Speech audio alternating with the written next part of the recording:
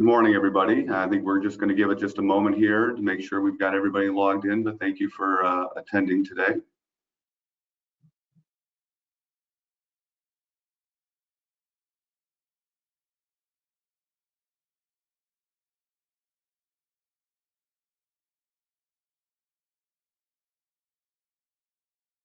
All right, I think we can go ahead and get started. Thank you, everybody, for joining us this morning to talk about renewable natural gas options for nutrient management and water quality. I'm Chad Zuliger, Associate Director of Government Affairs for Wisconsin's Dairy Business Association. This morning, we'll be hearing from Bob Welch and Jessica Niekrasz, members of the Wisconsin Biomass Energy Coalition, which they helped establish in 2019. The coalition seeks to foster solutions that allow agriculture growth without damaging the fragile ecosystem through advocacy, public-private collaboration, and water stewardship. WBEC is currently working with Representative Gary Tauchen on an opportunity to create a voluntary, market-driven effort focused on RNG development, carbon sequestration, and creating a revenue stream for animal agriculture. I'll introduce our presenters very quickly. Bob Welch is the founder and president of the Welch Group. He's a graduate of MATC and my alma mater, Ripon College. He's a land surveyor by profession and served in the state legislature for 20 years. Bob was elected to the state assembly in 1984, quickly rising through leadership positions. After 10 years of service, he was elected to the state senate, serving until 2004. The eventual sale of his surveying business allowed Bob and his wife Jeannie to expand and diversify the services of the Welch Group. Bob is an active member of national political organizations and has expertise in both national and international policy and businesses. Jessica Niekrasz is the president of Clean Fuels Partners. Jessica also serves as the principal of its new working group, Clean Fuel Connects. CFC has years of experience in renewable energy, biogas, and related fields, and has a deep understanding of the policy environment that exists today in Wisconsin. In 2019, Jessica became founding member and board chair of the Wisconsin Biomass Energy Coalition, a 501c6 to advance the understanding of collaboration between members of the biomass industry. She also serves as the board member for Renew Wisconsin and is a community board member for the Clean Lakes Alliance. Jessica is a graduate of the Coactive Training Institute and uses her training as an essential part of her many business efforts. She has discovered in her work that words and perspectives get in the way of shared goals. Jessica uses her talents to move conversations forward. She is a two-time graduate of Loyola University in Chicago, holding a BA in communications and an MBA in marketing. I love her favorite quote. Jessica's favorite quote is, "Life is a banquet and most poor suckers are starving to death." Thank you, everybody, for joining us. Thank you, Bob and Jessica, for joining us. I'll turn it over to our presenters and let them get started. Thank you, Jessica. Yeah, thank you, Chad. And, thank you so much for the opportunity to be here today. This is just a topic that we are very, very passionate about and so excited to see some progress moving legislatively in the state. So you don't need to see I'm sorry, Jessica. Let me stop. I forgot to do some house cleaning things real quick. I wanted to make sure that our members and participants knew that the webinar is being recorded and it will be available on a members only page.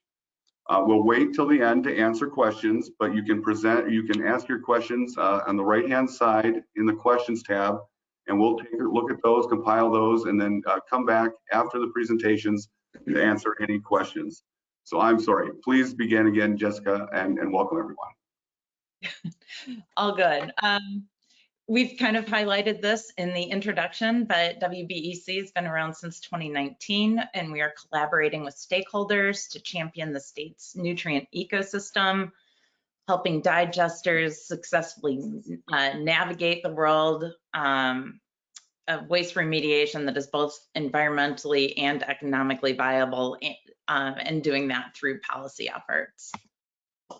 Our perspective is that farmers are the people who have been missing from the digester conversation, and we have a kind of a sticky past. And part of our goals at WBEC are to be here to work with the farming community to move things forward. So digesters will continue to be built, and we want to make sure it's done with the input of the farming community. You guys are at the center of everything that we do. So, you know, we want to identify how agriculture needs are different from those installing the digester versus maintaining the digester. So developers want to develop and sell digesters, and people who invest in these, you know, want to make sure that they run as efficiently as possible and within the regulations that are set forth by departments of the state. Anybody who's had experience with the digester knows that they're tough. You know, we deal with some really crazy, you know, the byproducts of hydrogen sulfide and ammonia, like to eat steel for breakfast. So, you know, sort of bringing all those needs together and then informing the legislators of policies that are outdated and need to be updated. Last time policies were written was somewhere in the late 2000s, or yeah, 00s. We have a lot of data now that could be looked at to improve the environment in which we operate. And then finally, building, you know, we're trying to build a circle of trusted advisors. So, you know, operators have needs, the farms have needs, developers have needs, the local municipalities have needs, and let's get that conversation going. Additionally, we're really trying to solid up the private-public partnership aspects of digesters for success in the future. Chad made reference to a legislative effort being led by Representative Gary Tauchen. It's called the Agriculture, Carbon, Water, and Energy Initiative. And here we're saying, do market trends reflecting sustainability practices in animal ag justify legislative attention and action? We're here to say, yeah, we think it does. There are a lot of corporations are filing environmental sustainability and governance reports, essentially to get to the point of that my product is carbon neutral. There are direct scope 1 inputs. You can see from the image, there are the indirect inputs like electricity, heating, cooling, stuff that you use on the farm. And then the, scope 3 are how do we get that product to market? So from the time the milk leaves your farm, what other carbon inputs are there to the end product? So like I mentioned, corporate sustainability actions are driving this market adaptation. Shareholder initiatives. Shareholders want to invest in companies that are focused on green initiatives. Governmental regulation. So we have the renewable fuel standard at the federal level, the low carbon fuel standard in California, and regional cap and trade programs. Debt and equity markets have an interest in this, as well as consumers. Consumers are beginning to speak out. They want to feel good about the products that they're buying. So here are some of the companies that are very much invested in analyzing their supply chain. These aren't small players. These are people that we deal with, that we sell, you know, our products to. So it definitely needs to be front of mind. So this is kind of how it shows up on the farm. There are 4 areas of focus. The first is your feed production and practice changes. What can you do on your farm that lower your carbon intensity score? So that's no-till, cover crops, renewable fertilizers. One of the things that we're interested in at WBEC is how do we take the nutrients we have in our state already and incorporate those into a renewable fertilizer instead of importing more rock phosphate or other nutrients. And precision agriculture. Also how we care for the cows. Additives, genetics, you can read the list there. On-farm energy efficiency. What if you put solar on your milking parlor, or the conversion of biogas into electricity that you can use on farm, and then use that waste heat to warm the buildings, or to put it into a renewable natural gas product that then brings in some of those federal and other state policies that were discussed on the previous page. And then finally, how is your manure handled and your nutrient management? Interesting, all the farm practices really do ultimately impact your carbon intensity score. How many times a year do you empty, how many times a year do you pull from your pit to spread on the land? There's a lot of aspects that go into evaluating a carbon intensity score. I just want to jump in here too. I think it's very important to note that there's a lot of people out there right now saying, hey, we'll do this for you, or hey, we'll pay you for some carbon credits because we think you're doing X. But our opinion is nobody is doing this very well. And right now there's not really a standard. There's a bunch of competing standards, most generated by people in the private sector who are, rightly jumped in and said, hey, Kraft, I'll sell you some carbon credits. I'm going to go talk to Joe Farmer in Washera County, Wisconsin, and buy some for you. And then they invent a standard. And we need, if it's going to truly benefit Wisconsin agriculture, we need to make sure we're getting all these things right and getting you the proper credits, so that when someone's going to buy, you can say, well, I'm not going to sell that for $8. I'm going to sell that for $32. And because I know what it's really worth. And that has not really been done yet with the focus on the agricultural community, whether it's dairy farmers or corn growers or anybody else. So that's a major goal of ours, is to try to get that accounting to be done correctly so that it benefits us. And so that if you say, well, I'm going to do something new tomorrow, I'm going to implement this practice, that's going to have a dollar figure attached to it where you can monetize it. That's a great point. Oops. So from here, this is kind of how we envision things working. Current conventional animal ag is in that brown box in the upper corner. And the following things can influence a new outcome, a diversified multiple revenue stream for animal ag. So we would adopt a carbon accounting system, as Bob mentioned. It would be voluntary. It could be via state tax schedule. It could be through debt cap. We're not really sure what the mechanism is on that. However, what we do know is that we're going to do a bunch of research on what practices are out there and find what the best, most accurate practices are and incorporate that into our program. From there, we would produce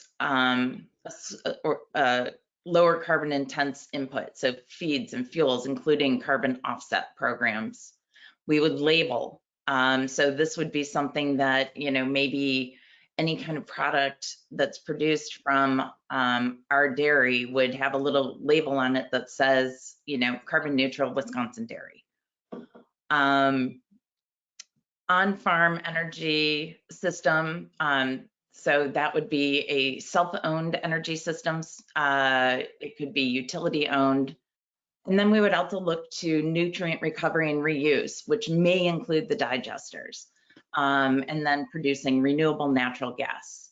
So the way that RNG makes sense is that the gas itself isn't particularly valuable, but it's the RINs at the federal level. They provide some money, as well as the low carbon fuel standard out in California, and that's what really makes these projects pencil out. And I'll add here too that there's several different ways to monetize the carbon. You can sell it to some third party like Walmart, who just wants to pay you for something that you already do. But there's also a way to say, well, I'm going to incorporate that carbon score into my milk or into my beef or into my corn or whatever, and then I'm going to sell that corn at a higher rate or sell that milk at a higher rate, so that I'm basically incorporating that carbon score into my product. both can work, and we want to make sure that all those options are available. Over here, just make sure. Okay, so this would be our farm carbon management toolkit. It includes carbon accounting, the on-site energy and grid services, biogas, nutrient and water management, carbon offsets, and carbon labeling. So this is just another way of looking at the previous slide. So for carbon accounting, the development and adoption of a voluntary state schedule for determining a farm's product carbon footprint. The idea behind this is that should you choose to participate, you would upload inputs from your farm. How much diesel did you use? How much, how many miles did you have to drive to spread your manure on land? A bunch of different inputs would then provide you with the current carbon intensity score of your farm. Then it would also identify additional practices that you could adopt and what the value, the anticipated value of that practice would provide in lowering your carbon intensity score. So you get credit for everything that you are doing currently on your farm, unlike some other states where they take this as your starting line and then you have to add additional practices. So everybody starts at zero. Here we analyze what you're doing and then you can build on that. Again, I think this is really a great place for the state to start down this road, because so many other states or other places that are doing something, including California, don't do this very well. There's sort of just like a base number for, doing X and doing Y. When I think if this gets fully developed, it's going to be everything down to what kind of tractor did you buy? Does Ford have a better tractor than John Deere? And then you get a better score for that. And do you have a better score because your genetics are better? Because you're giving more efficient use of the feed. And some of the feed, of course, you're growing yourself, but some of the feed you're purchasing, does that farmer you're purchasing it from or that co-op you're purchasing it from have a carbon score for that feed that's a little better than the other guy? And all that kind of stuff needs to be incorporated to create two things. What is the benchmark? What is the average in the industry? And then where am I at? And that delta is what I can get paid for. It really is about finding what folks are doing out in the world and then finding the best practices to bring to Wisconsin. The next area is on-site energy and grid services. Ideally, this is to standardize commercial contracts across the state. So regardless of which utility you are dealing with, we are going to have the same price to access the pipelines. We are, so that's kind of exciting. There are some of the things that we're interested in, such as net metering. That's already, solar's kind of towing some of that on behalf, they're paving the road because they have dockets already in place with the PSC. Bob, you have any thoughts on that? Yeah, this is, of all the things we're going to talk about today, this is the most difficult policy-wise to accomplish because utilities really resist this one. They don't like net metering. They don't like independent distribution of generation.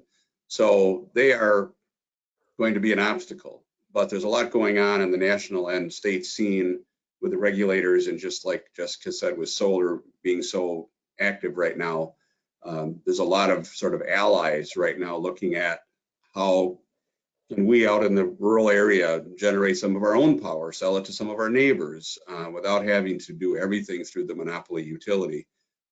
We want to work with utilities. We know we'd be stupid not to, but politically we got a ways to go because they're mounting an opposition to this particular item.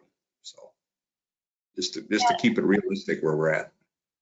And it's funny, like utilities wouldn't have to do all that much. I mean, we'd build the interconnects and pay them to inject in the pipeline. So we're hoping that over time, as we continue conversations, that maybe there'll be a little more wiggle room. Biogas and nutrient management. So like I said, standardizing gas and pipeline agreements statewide, and expanding the gas collection infrastructure statewide. So part of this is currently we are only able to inject into the interstate pipeline, and that is going to just by locations of farms, rule some farms out from being able to participate. So if we can add the intrastate pipeline into our make that accessible, we will be able to cite more projects across the state. This has been a real high priority for our organization, WBEC, and we have seen now some progress. Unlike the electrical side, which we haven't seen much progress on, the pipeline side, the wall is starting to crack, and I think we're seeing at least a couple of the major utilities in the state now willing to have the conversation that we've been trying to have about how do we do it, not if we can do it. And that's major progress, I think, because of the work we've been doing. So yeah, it's a conversation, right? You know, it just all this stuff, it's like planting, it's like planting a seed and growing a crop. You know, you plant the idea and we continue to water it and nurture it, and you know, eventually hoping to collect and you know, bring that crop in. Carbon inputs and offsets. You like that, Bob? that was a very, very good metaphor hung together there, Jessica. Good for you. Sometimes it works. Carbon inputs and offsets. So here we would be looking at creating a marketplace within the state. So also a bit of a lift, but we're very excited about the potential for that. Finally, carbon labeling. Agency and trade organizations, we collaborate with recognized carbon labeling. These are some of the examples that currently exist in the world. This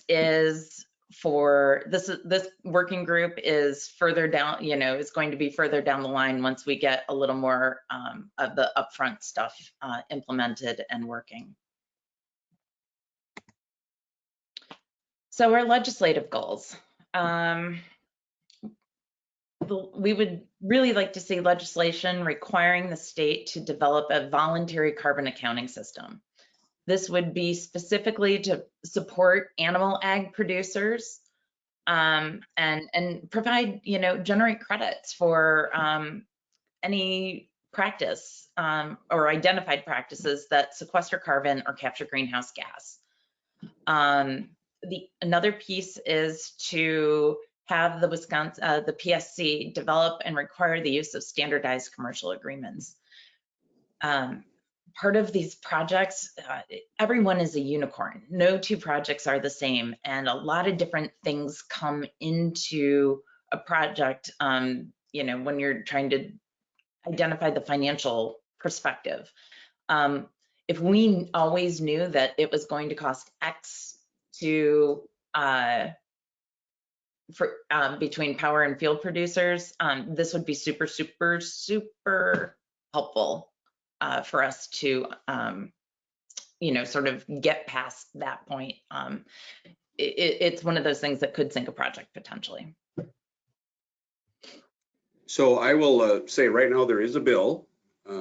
Representative Tauchen and Senator Coles have introduced a bill, Senate Bill 1054, and it is going to have a hearing next week. Now, as a lot of you know, the legislature has actually adjourned the session for the year, but they're still around and they can have informational hearings. And so on this bill, we're going to have an informational hearing next week. DBA will be there to testify, as will we. We're going to be trying to get everybody's input. The bill is, I don't think, perfect, but it's out there to get it started on. And to use that farming analogy, we are, you know, we've got something in our hand now. We're going to see if this really works, and then hear from our opponents is really a goal as well. You know, who's going to be against this? Why are they against it? What do they focus on as their opposition, so that we can address those things and try to move this bill forward next year when the new session begins and we take another stab at it. So it's 4 components, and they match the 4 goals here. So the voluntary carbon accounting is in the bill as pretty much just that. DATCAP in this case would set up a carbon accounting system, voluntary, market driven, and basically calculate carbon emissions. It's hard to do, it's easy to say. So it's easy in the bill to say we're going to do this, but it's going to be very hard to decide how, what is all this worth, whose study are we going to use to determine what that's worth, and then how are we going to make it simple, because farmers aren't going to sit down and do calculus. I'm not going to sit down and do calculus either, by the way. So somebody's going to have to be the one who does that behind the scenes work and comes up with the formulas so that I could just check a box on my farm. Here's the box that I check. I bought that tractor. I use no-till, or I use strip till, or I check these boxes, and that's going to get me the baseline of where my farm is. So saying we're going to do it and doing it are two different things, but the bill says we got to do it, which is what we want. We actually are continuing to talk to DATCAP and others in the administration about whether some of this might get started even without legislation, but certainly with legislation is going to give it the teeth that it needs. So that's item 1. Perfect. If you want, Jessica, I can keep going on the bill if you want me to. Yeah, go ahead. Okay, so item 2 then is the thing about the power. Again, I think this is our most difficult hill to climb, because what the bill says is the Public Service Commission would have to tell the utilities that they must establish standardized purchase power agreements. They must address net metering for any distributed energy and generation of less than 1.5 megawatts. So it can't be, you can't build your own major power plant, but for these biodigesters is what we're focused on, but it could be solar, other things. We're not in this together, or we are in this together with other of these distributed energy producers. The rates that they would pay and charge, the compensation that might be generated with excess generation, say you're going to mostly feed it into your own farm, but then there's going to be excess. What would you do with that? Conditions where you could participate as a producer of this electricity in the wholesale market. So you could go out there and sell your energy, not only to Alliant, where your farm is, but also to Duke Energy, who's connected by all those wires that run around the country. Maybe you could sell your energy to them. And then what kind of monthly billing would be set up for when you're using their power and they're using your power? How does that all fit together? So this is a lot for utilities to swallow, because they're used to saying you don't get to produce any energy unless I do it. I'm the only one that gets to do it. And that monopoly, hard to break, because their big argument will be, well, reliability. I don't know what Joe's going to do on his farm tomorrow, and maybe he shuts it off. What do I do then? So that's their argument. Our argument is, hey, this power is clean. People want it. They'll pay more for it. Let us try to sell it, or let us use it ourselves at least. So again, this is a hard one, but we're not going to give up on it. You can go to the next. I want to be clear that this is not subsidized power at all, right? It No. wasn't. No. So there was those of you remember, and some of you on this Zoom probably had your own digester that you shut off because you were getting 9 or 10 or 11 cents, and now you're only getting 3. This does not make them go back to paying you 9 cents. That's not what this bill does. Some will read it as that, by the way, but that's not what it does. It just says what are the rates, and what's a fair rate, what's a market rate, and what's if people want to pay more. I'm looking out my window in Madison. There's people a couple blocks away from here who say, hey, I'll pay more. How do we get to those consumers who want to buy our product, basically? So. Cool. You want to keep going? Yeah, I'll just keep going because I got the bill right here. So then the third one is this statewide biogas master plan and requiring utilities to develop a interconnection agreement for their intra-state pipes. As Jessica mentioned, the interstate pipes have to do this, and we can get in them, but it's very expensive, and they're usually far away from your farm unless you happen to be right next to one. So then the alternative is to go into the intrastate, the local line that's probably may be running right by your farm, and it would seem to be easy to hook into.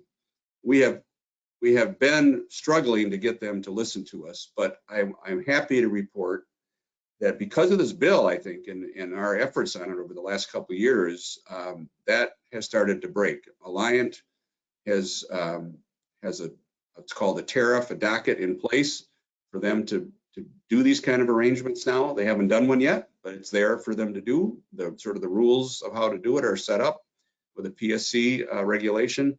And I had a recent conversation with them where I think they're warmed up. They're not hot enough to have actually done it yet, but they're warmed up. We Energies has announced that they're going to do one. It's a little different than the gas going to California. It's for their own. They're going to buy it themselves as a utility and use that to change their energy footprint, the carbon footprint. So that works too. And that is scheduled to be up in the WPS area up by Green Bay. So we've taken the first steps now to get this done, but the bill is still needed, I think, to make it a requirement and to make sure that if you are in an area that isn't covered by one of those two, or you're in an area where they're saying like, well, it was okay over there, but it's not okay over here, that we sort of give you some more clout as a farmer to say, well, I want to do it here. Now let's figure out how, not if I can do it. And interestingly, the first sort of registrations on the bill from the utilities are not against, just sort of sideways, like we have things we need to talk about, but so we're not supporting the bill, but they haven't come out in just plain old opposition. So this item number 3, I think we moved the ball the farthest in our efforts at WBEC, and we're proud of that. And I think for all of us on this call, it's going to give us more opportunity for farms to participate who maybe today don't think they can. And then the last one is another thing we're asking DATCAP to do, and that's to create a marketplace. Again, voluntary marketplace. So some of you followed, because I know DBA was very involved in this, setting up a clearinghouse for the trading of phosphorus credits. That is sort of ongoing. There's an RFP out now. We're looking for someone to pick that ball up on that as a vendor and start to do that for the state and produce this clearinghouse. This would work very similarly, although phosphorus is a very narrow group of buyers and sellers. And this would be a huge, for carbon, it's sort of like anybody in the world might want to buy it. It might have people in Germany or Japan that want to buy it. And we, as anyone involved in agriculture, might be able to be a seller. And so it's big and it's complicated and it's very closely related to the carbon accounting item. But again, we're asking DATCAP to develop this, and then they'd be able to charge a small fee for their services. And we think it creates a very transparent and farmer-driven model for this, rather than relying on the sellers or the buyers rather to set something up and hoping they do it right so we get a fair deal on our credits. So those 4 things are what are in the bill as it's now introduced. It wasn't everything we wanted, but it's a lot of what we wanted, and it's going to need to be tweaked. We know that. We're looking forward to the hearing next week and seeing if we can move this further down the road. Yeah, and it's a big, important first step. I mean, we don't get from A to Z in one leap. So I'm feeling so excited to the engagement that we've had from the farming community and with the legislators, renewable energy folks. Everything seems to be in line. So this is all super exciting.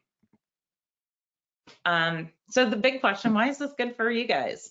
One of the great things about this is that we'll be with greater access to pipeline. We would be able to site clusters of mid to small sized farms to create a project. It generally, to pencil these out, it's around 3,000 milking cows. And, if we can get a series of farms together to get to that number, then this opens an opportunity for more farms to participate. Information shared by farms informs which practices result in a carbon intensity score. So the lower the score, the more attractive your milk is. And then finally, the information that we receive allows you to analyze whether or not an investment is worth it. So if your carbon intensity score would drop by 30 points, then you can put that into actual financial numbers. Okay, if my the carbon intensity score, for my milk is X, and it's going to cost Y to invest, then you can start to pencil that out instead of hoping for the best based on what developers are telling you. As we mentioned earlier, buyers of your product and consumers are beginning to demand to know what a product's carbon footprint is. And then, relating back to the title of this, digestion really allows for easier capture and movement of nutrients from challenged areas to those in need. So, digestion reduces runoff, thereby protecting both ground and surface water. Digested manure reduces pathogens and smell. One of my favorite pictures is me standing over a manure pit with my arms wide open, like just taking the biggest breath ever. Because from the digested manure. And then finally, for Mother Nature's inherent brilliance, 40 to 60% of the nutrients bind to those solids. So we can easily relocate those. Yeah, this is our talking points and the facts on the ground for a DBA member, both, right? They kind of go together. Why would a legislator care about this? Why does your neighbor down the road who works in town care about this? They care because, most people want to see farms succeed. People like farmers. People like agriculture in general. They tend not to like some of the bigger farms, unfortunately, when they move in next door. But they want ag to succeed. And so this is farm income. That's what this is about. Secondly, it's about clean water.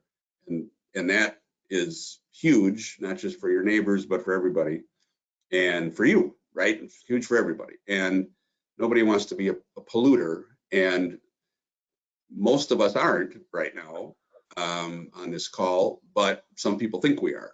And anything we can do to clean up whatever little edges we may need to clean up, but also to make people aware of how we've cleaned it up. This really helps. This whole project helps a lot. When your neighbor finds out you're selling carbon credits to people in Germany, they can't really turn around and say, yeah, you must be a polluter, because you're actually generating cleanliness, right? And then renewable energy, right? I mean, that's where a lot of this ends up. You do a carbon score and end up not doing a generator, there's still benefits. But if you end up doing a digester and making electricity or renewable natural gas, you're producing renewable energy and you become, again, part of the solution for global problems. And all that translates into a great message to the legislators and the policymakers and your neighbors and the press and all that. But it also translates back into how do I make a living as a dairy farmer, because it's revenue. It should help. It doesn't necessarily, but it should help with agronomy practices, because as we go through and recalculate everything and there's a little more money on the table, it should help you be able to run your farm more efficiently.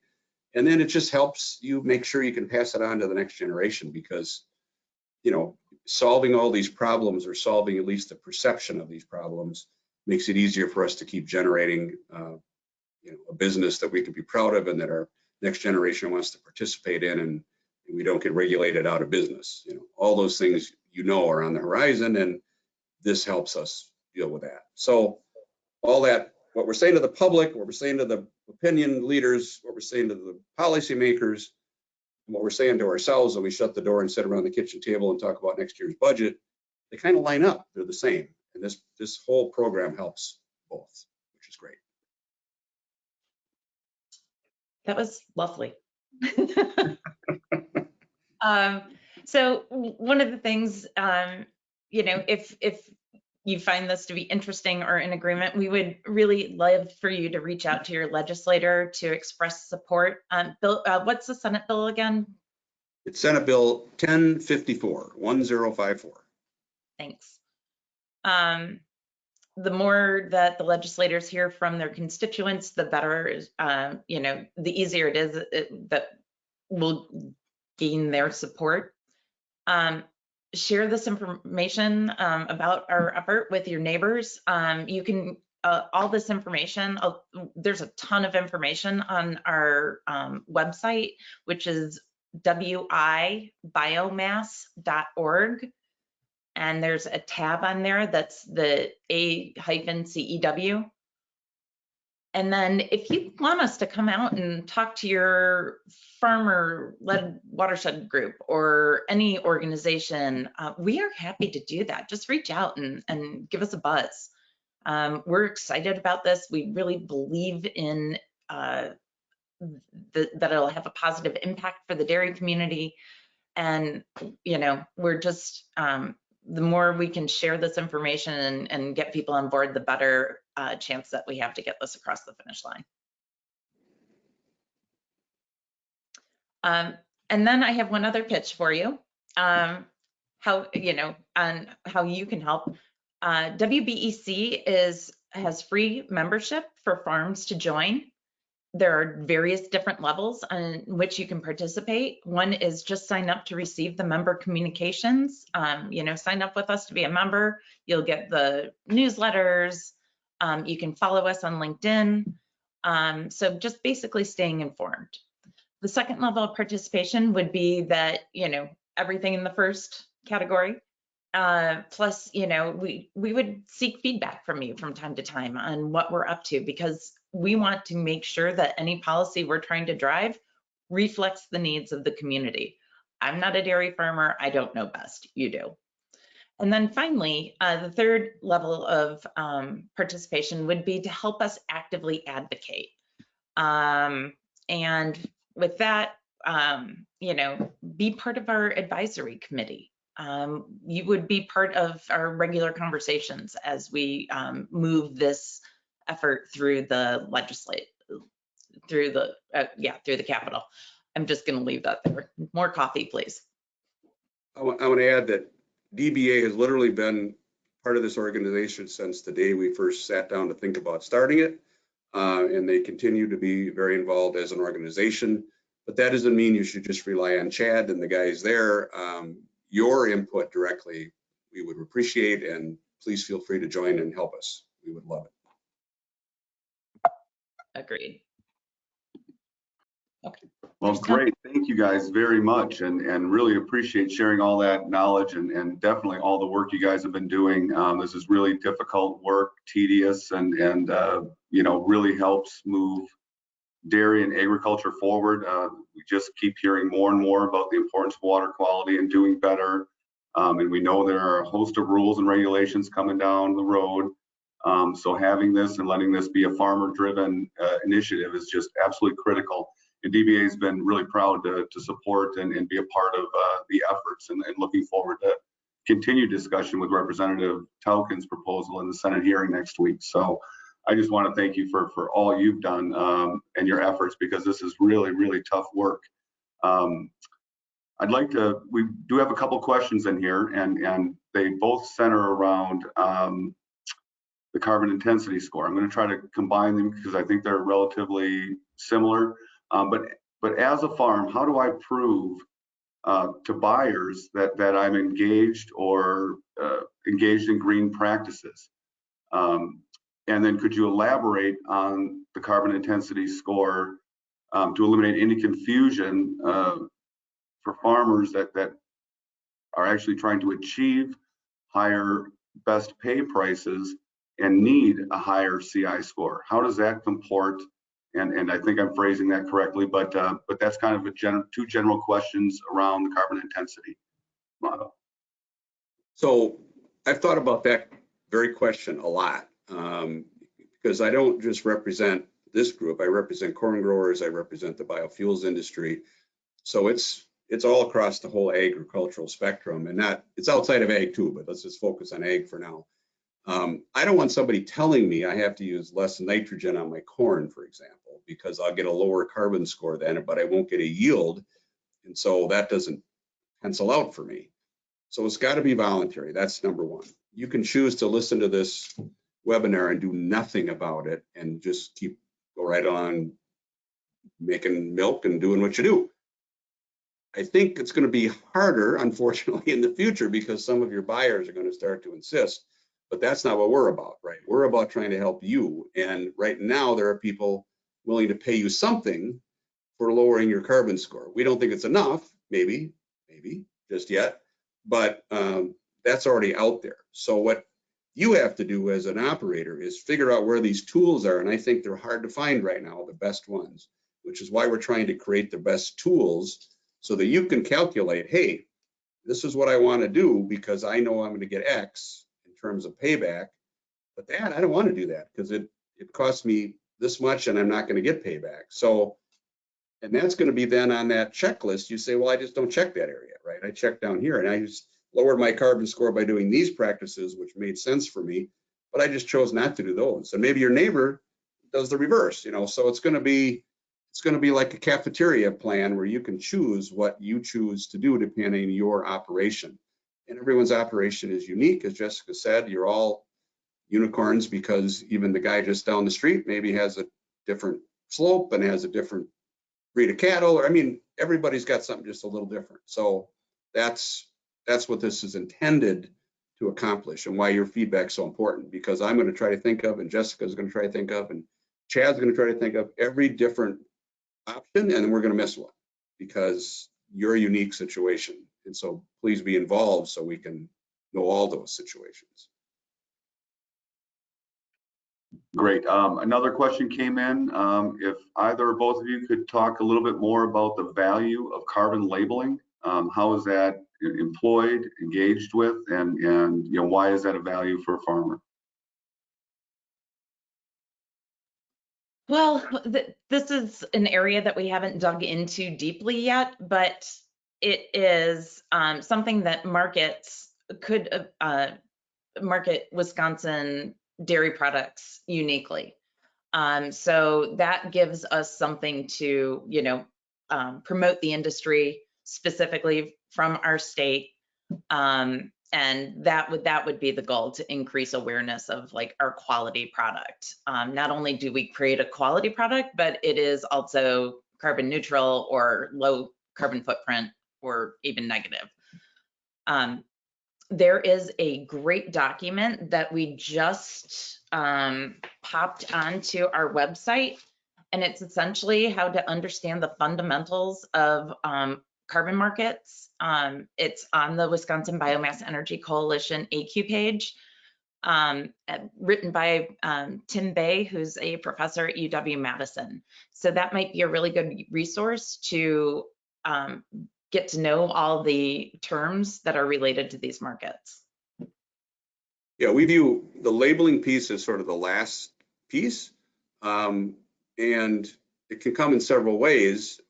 You can try to label your products, you know, that you have a carbon neutral score or a carbon negative score, or the people you buy from might be trying to do that, and they may be calling you up and saying, hey, are you doing X, Y, and Z? Because you are, then we'll pay you a premium for your milk, because then we can label our, you know, let's say grassland butter, you know, carbon neutral, and that is worth something to us because we're going to get a premium in the grocery store for it, you know. But you know, there's a lot to do between here and there, and that's why all these other things are sort of taking precedent for us to get those in place.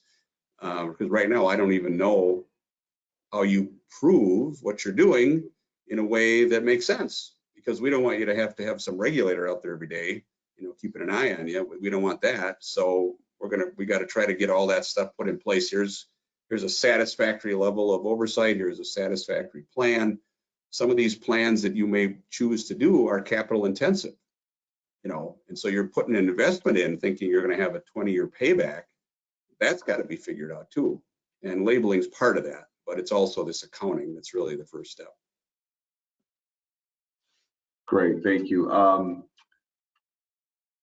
You know, you talked about, you know, working with utilities and tapping into lines and everything. You know, what degree of success or failure have we had with that? That's got to be very difficult conversations to be, you know, having.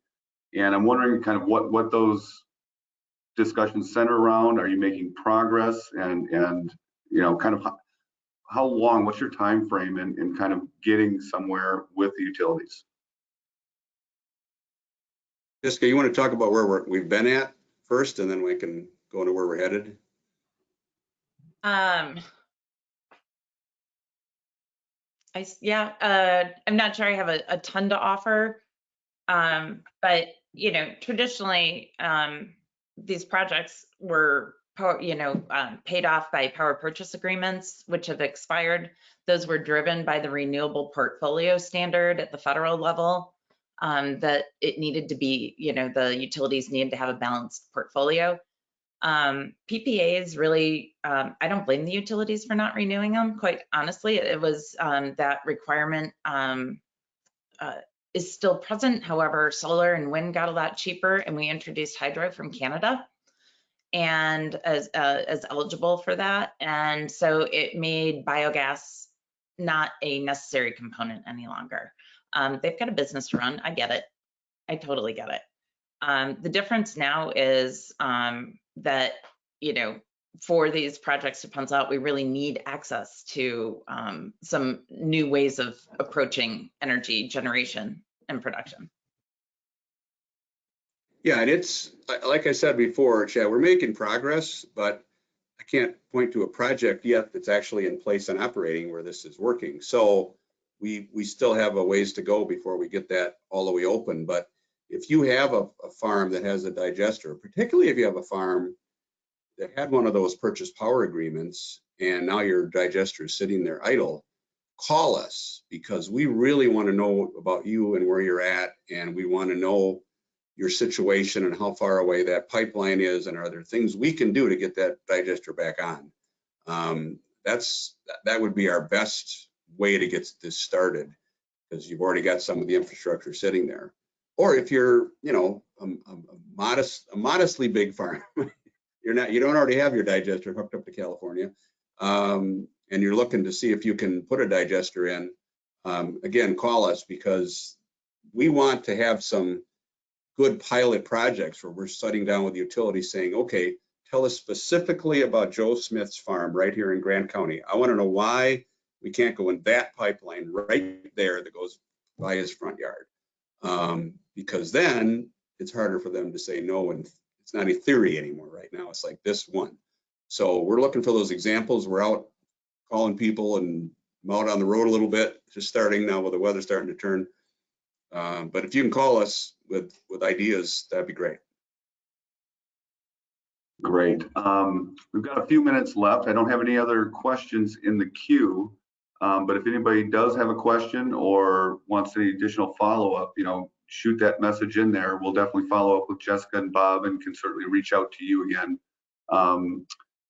In talking about the legislative process and the committee hearing coming up next week, what's been the reception throughout the legislature? Obviously Senator Coles is holding the hearing, but what about some of the other traditional partners we've had, both on the Democrat and Republican side of this? I know Katrina Shanklin's been engaged on a lot of water quality efforts. Have you reached out to any particular legislators that have been helpful? Yeah, there were several legislators included in our initial discussions leading to the drafting of the bill, like Senator Ballwig, chair of the committee in the Senate, and Senator Mark Lyon and others in the Senate side. And the Assembly side, we've got Representative Kitchens and Mursaw working very closely with Representative Tauchen. So those are some of the leaders right now. And then in the administration, we've been talking with Secretary Romansky and his team about this, again, for years. So there's a lot of buy-in, I think, from the administration as well. But this is the first time we have put it in paper, like this would change a statute, this would change a policy. Let's see where people are on this. This gives us a little more black and white answers, right? Chad, we're going to say, hey, you're for the bill or not. If you're not, what would it take to get you to yes? So. Yep, and that's important. I really wanted our members to hear that. So if they hear their legislator, they can reach out and thank them for being supportive of this, or have an idea. If they didn't hear their legislator's name, maybe reach out and suggest that they look into this as well too. So building some support, from the ground up there, and contacting legislators is always critically important. I don't see any other questions. And I have one other thing just to add on this. Please. I think about this bill and the positive impacts that could come from it just overall. I mean, listen, we need to support our dairy industry, This is incredibly important to our state's economy. This is how roads are paved, our kids are educated. This is a big deal. And then we also need to really think about protecting our waters further, because that's another huge industry. We get a ton of people visiting our state because of all the lakes and water, rivers and that kind of stuff. So this is also about protecting the state economy. Absolutely. No, absolutely. Yes. This conversation is only going to continue to get, to dominate more of our discussions. And I think the legislature is focused on it. Certainly we see it, the regulatory agencies and getting ahead of this and letting people know that farmers are engaged in this process is really critical. And that's why I think the work you guys are doing is so important, because it gives us something, to look at and strive for too, and show people that we are engaged in protecting our land and water. And it's so critical for so many other things that we do. Our tourism industry and agriculture are linked in that regard. So yeah, just really important work. Let's see, another one popped in. Just a comment stopped in. Vermont utilities are looking at a similar path, how to help small farmers. You aware of that occurring right now, Bob, Jessica?